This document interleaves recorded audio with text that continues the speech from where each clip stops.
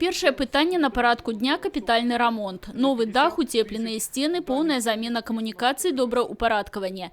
Але такі, здавалася б, ідэальны рамонт не заўсёды па кішэні як бюджэту, так і жыхарам. Напрыклад, у гэтым 8-кватэрным доме Бярозы адлічэнні жыхароў на капрамонт пакрылі толькі 5-ую частку кошту.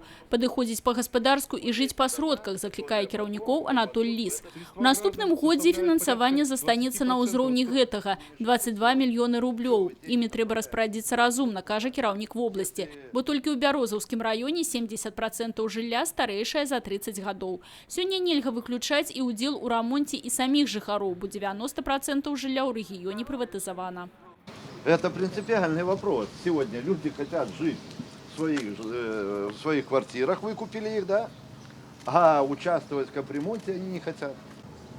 Так это же тоже парадокс. Наступны прыпынак у маршруце – кацельня на мясцовых відах паліва. Працуе яна на драўлянай дранцы. Выкіды ў атмасферу мінімальныя. На выхадзе сабекошт цеплавой энергіі ніжэй у 2 разы. Ад самой вытворчасці да пункта кіравання. На маніторы ўжо іншая кацельня вёскі Сакалова ў 12 кіламетрах ад Бярозы.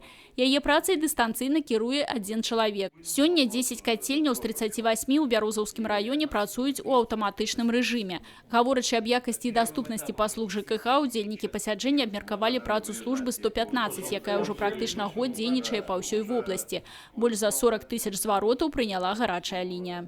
Мы сегодня видим практически, чем живет население нашей Брестской области. Какие есть проблемные вопросы. Ну, прежде всего, это, конечно, эксплуатация жилищного фонда, водоснабжение, водоотведение, ну и, естественно, благоустройство. Мы проанализировали работу. Основной шквал звонков, если смотреть по суткам, приходится с 9 до 13:00. Если было недозвонов в начале работы где-то порядка 13% звонков, то сегодня это 2,5% звонков. Абмеркаванне праблемных пытанняў работы жыллёва-камунальнай гаспадаркі працягнулася на пленарным пасяджэнні.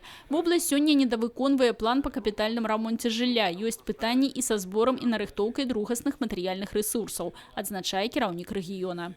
У нас, к сожалению, возникает много вопросов по работе жилищно-коммунального хозяйства. Поэтому сегодня возникла необходимость рассмотреть этот вопрос в таком широком составе, выработать действенные меры по реализации тех или иных направлений деятельности жилищно-коммунального хозяйства. И самое главное, чтобы мы не сдавали позиции, обеспечивали наше население Брестской области на высоком уровне жилищно-коммунальными услугами.